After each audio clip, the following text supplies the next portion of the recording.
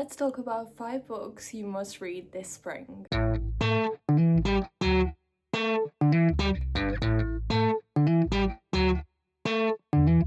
Hello everyone, welcome or welcome back to my channel and welcome to this video. So this is part 3 of my seasonal book recommendations video. I'll have the playlist linked somewhere if you want to check out what to read in other seasons.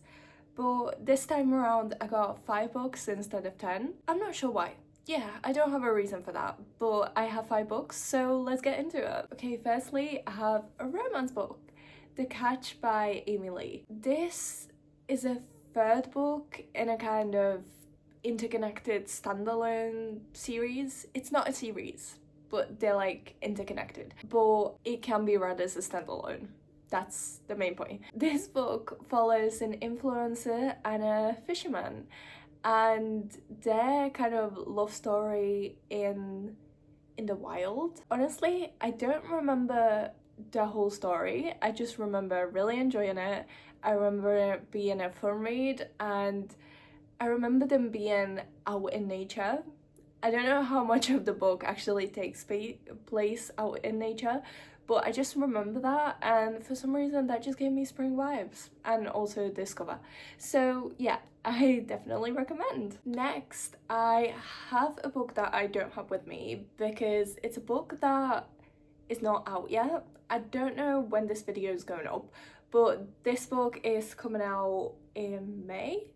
And it's The Freshers by Julie Soto. I was very lucky to receive an art copy of this book, and oh my god, this is a YA thriller and I thoroughly enjoyed it. I read it in one sitting, and basically it follows these group of friends. Okay, trigger warning. Someone committed suicide and these group of friends were accused of bullying her and kind of leading her to committing suicide. And it just kind of follows these group of friends as they deal with the whole situation of being accused and court proceedings and how everyone else is looking at them and how they're kind of trying to be they're trying to separate themselves in school because as the group, because they were accused as the group of friends, so they're like trying to make new friends, and yeah, it's just a lot of fun. It's dark, but it's a lot of fun, and it does kind of have like a spiritual, supernatural kind of element to it. It is just a YA thriller. So it's like whether you believe that or not, that is like up to you, but that also was a really fun part of it. So why you should read it this spring? Well, one, because it's coming out in May and that is in spring, and also because the whole kind of thriller vibes, YA thriller, it just gave me spring vibes. Because you know there's some days in spring where it's like really hot and kind of early summer, but there's also some rainy days where you just want to pick up kind of a darker book, and this is one of those. Next I have another romance, Out on a Limb by Hannah Burnham Young, and oh my god, I just finished this book, and this book, chef's kiss. It is a romance, but I was gonna say it's more of an emotional romance, but at the same time it's more of a rom-com as well. So it just has everything I would want in a romance.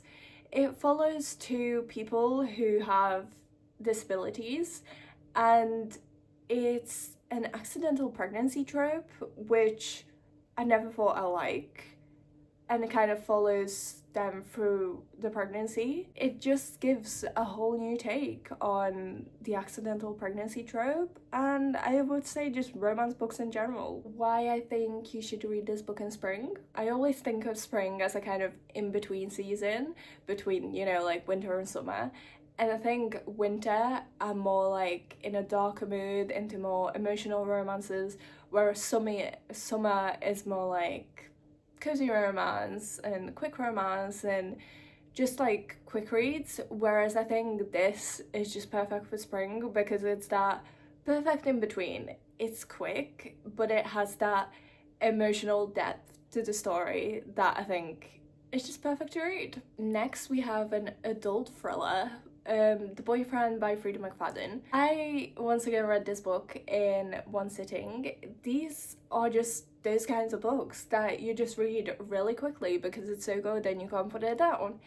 And yeah, this was one of those. I'm trying to read the blurb instead of giving you information from my head because I don't want to spoil anything.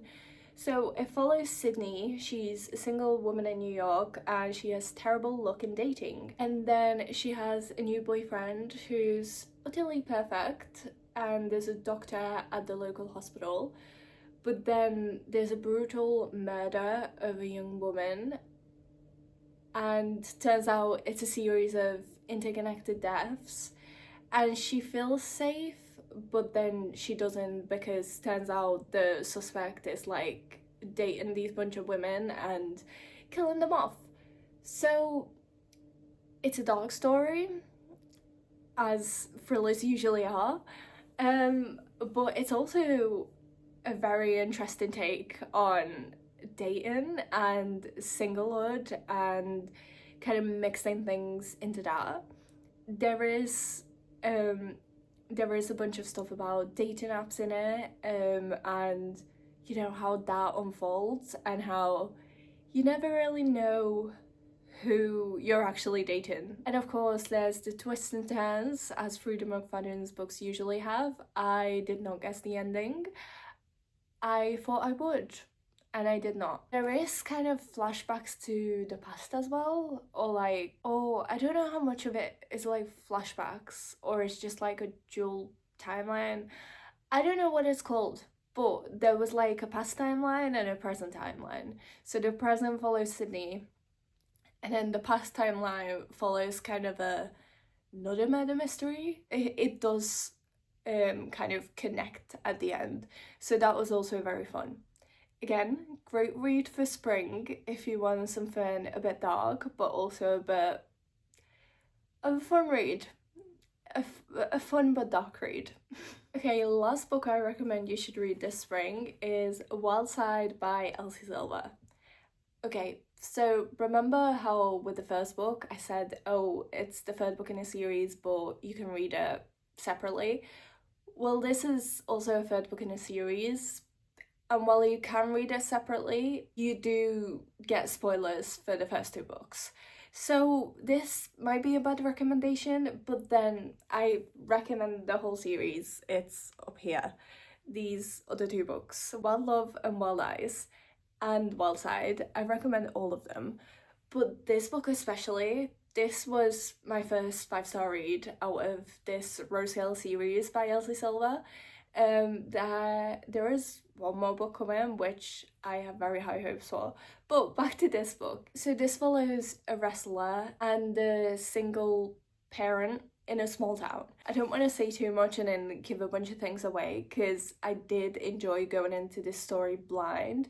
And the only thing I really knew going in is he is a wrestler, which is a sports romance that I never read before, but thoroughly enjoyed. And also there's a fake marriage involved in this book, and chef's kiss, the way it was all handled and the way like there was forced proximity and the kid in it, children in books, I thought I hated, but Elsie Silver made me love them.